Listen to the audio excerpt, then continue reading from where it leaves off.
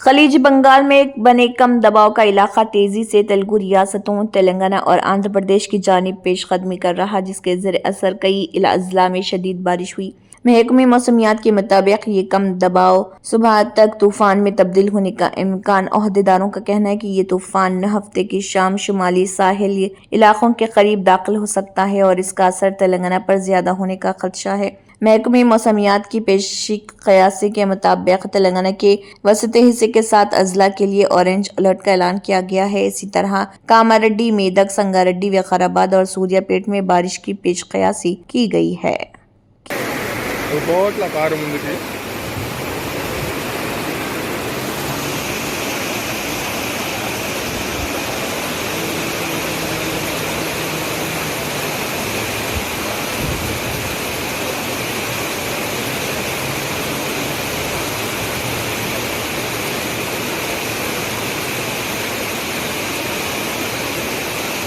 अगर आपने हमारे चैनल को अभी तक सब्सक्राइब नहीं किया है तो यहाँ पर रेड कलर का सब्सक्राइब बटन दिख रहा है, उसे क्लिक करें और हमारे चैनल को सब्सक्राइब कीजिए और साथ ही साथ बेल आइकन को भी क्लिक कीजिए, जिससे आपको ताज़ा अपडेट मिलती रहे।